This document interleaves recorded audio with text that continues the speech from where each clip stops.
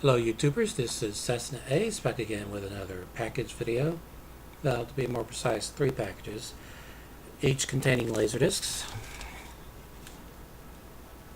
And even though I'm waiting on another package of LaserDiscs, I figured, well, I have enough here to go ahead and do a video. I've gone to the LaserDisc database already and entered these discs in at the database, as well as updating some of the entries there that were incomplete. When I first started inputting my collection at the LaserDisc database, they had 47,000 and some odd titles that were listed at the database. They now have over 49,500, and people are still finding LaserDiscs that had not been entered there. So just it's amazing considering how many releases there were for a format that most people consider a failure. Around for, well, from 78 to 70 or 78 to 99 in the U.S. early 2000 to 2001 in Japan, and in that amount of time there were a huge number of releases, especially in NTSC regions such as the U.S., Japan, and Hong Kong. In Hong Kong, LaserDiscs were really popular as a rental format, and in Japan the format was very popular with anime collectors, and in the U.S. it became very popular with people who were putting together their own home theater systems. Anyway, I digress. The first manufacturer of LaserDisc was MCA Discovision. MCA, parent company to Universal Studios at the time. This is in CLV, so it's marked Extended Play. Cheech and Chong's Next Movie. Now, I actually saw this movie in the theater. I don't remember all that much about it. I had seen Up in Smoke prior to that, and I saw the trailer for the Corsican Brothers when it was coming out, but it did not look good, so I missed it. I gave it a miss. Now, this is one of the best looking Discovision releases, and like many Discovision releases, it was released in both, especially those that have more than one disc, in both a box and then later in a jacket. This one started off as a box release, and then they transitioned it to a jacket. It's in CAV, but it's early enough to where it doesn't say anything there, because it was before the introduction of CLV, or Extended Play. You probably can't tell. I'll give it a shot. Most of the jackets that I have, the jackets are printed. This one has a giant sticker that goes over the printed part of the jacket. It obviously means they were using a jacket that was meant for something else, and they either couldn't release that other title because they didn't have enough copies that were good, or for whatever reason it was canceled. But it was a problem with Discovision. But it starts all the way at the tip there, the sticker does, and goes all the way up to the top of the spine, or the top of the jacket, and then all the way down to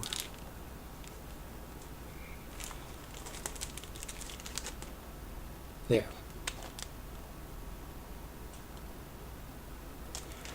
Now, most Discovision titles, like most LaserDisc titles in general, have the title printed on the spine, but not up here.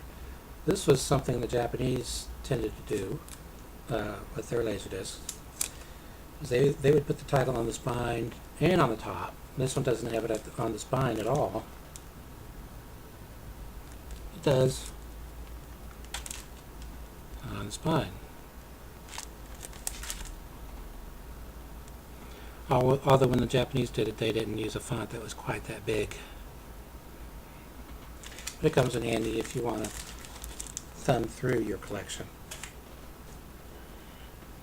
Okay, here's another early CAV release.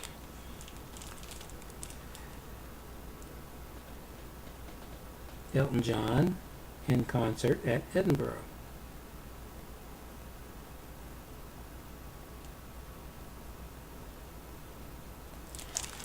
And no, chapter marking did not begin with DVDs. It began in 1978 with LaserDiscs.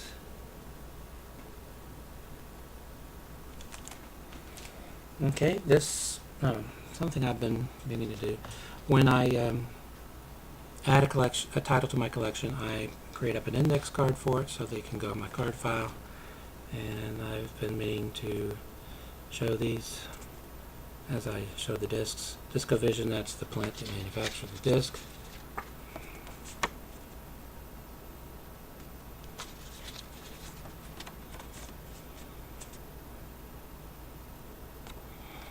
Okay.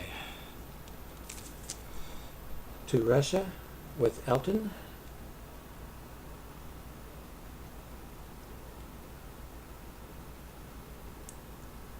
This is on the CBS Fox label.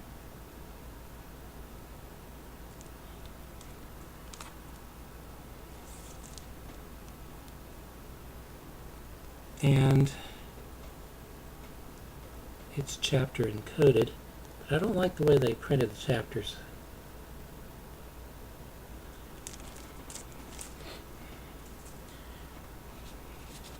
The disc was made by 3M. Next we have Donald Duck's Screen Classics, Duck Victory.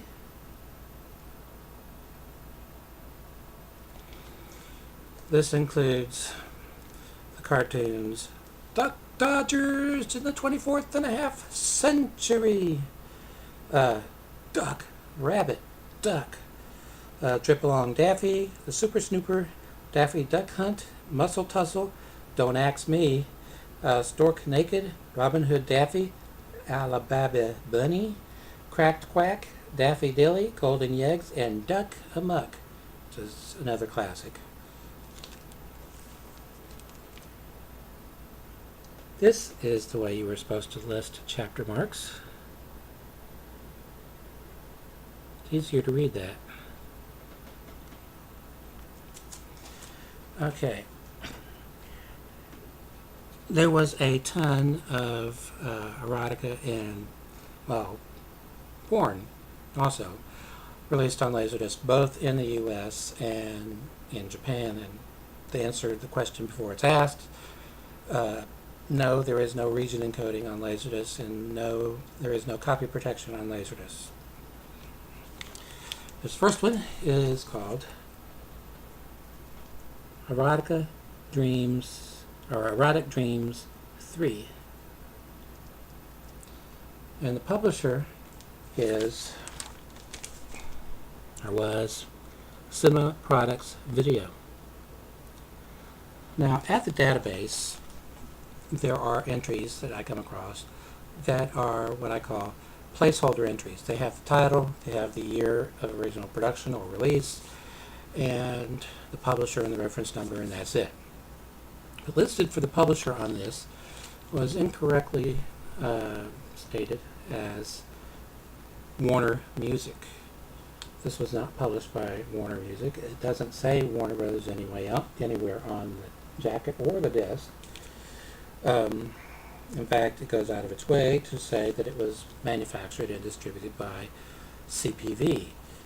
However, it was not manufactured by them. As I entered in the mint marks at the database, I discovered that it was manufactured by WEA Manufacturing, which is Warner Brothers. WEA had two facilities, one in the US and one in West Germany. But anyway, thought I would share that with you.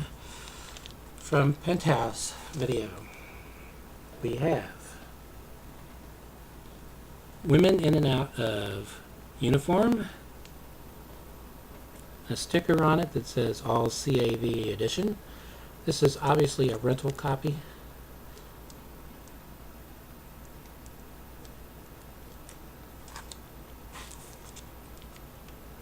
Although if you're curious as to who the largest publisher of porn was in the U.S., Image Entertainment, although under the name LaserDisc Entertainment. I looked at the database and they list over 500 porn titles released by Image under the LaserDisc Entertainment banner. Anyway.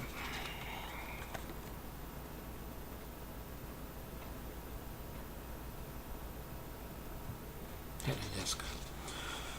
Big Buster Keaton fan. I have been watching Buster Keaton films over the past month. It's Buster Keaton month on Turner Classic Movies.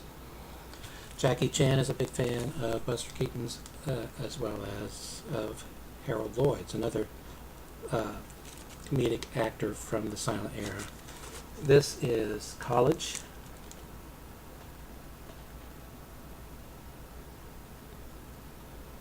This was released by Image Entertainment, but fortunately they used the best source for their film elements. I always look for the From the Black Hawk Films Collection logo when buying such things. Has some horror films coming, so stay tuned.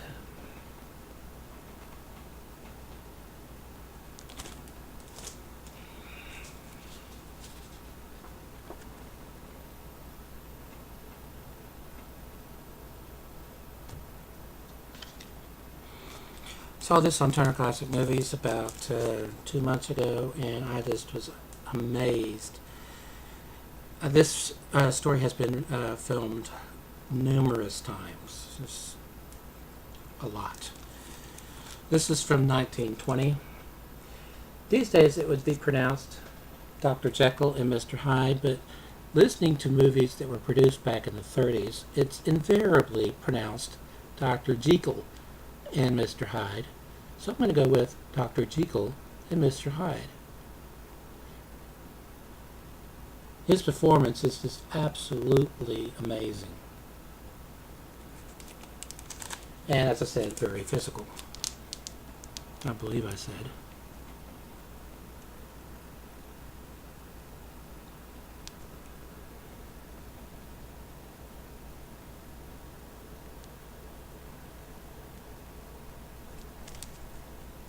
I've noticed that there are some extras on here. Complete shooting script for the film. Excerpt from the 1911 version of Dr. Jekyll and Mr. Hyde with James Cruise, and color tinted to the original release specifications.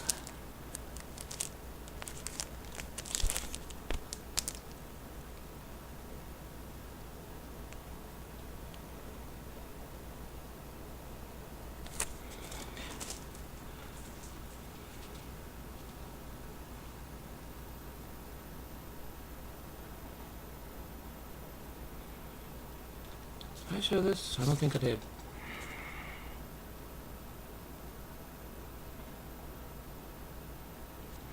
This is a classic horror film, British horror film. Classic, classic, classic, classic. And when Elite Entertainment announced that they were going to be releasing this on LaserDisc, people that were familiar with this film just lost it. I have this film on VHS already, but as soon as I found the LaserDisc of it, I had to get it. I hadn't been able to find one up until now.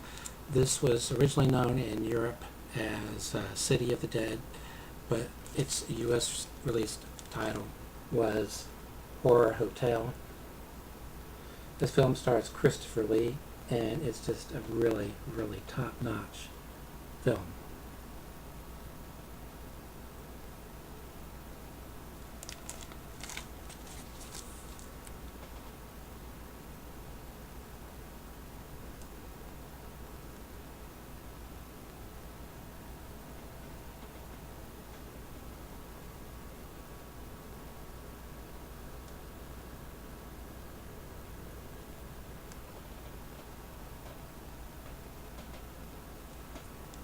Just highly, highly, highly recommend this film.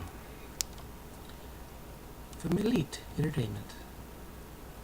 Until next time, stay awesome.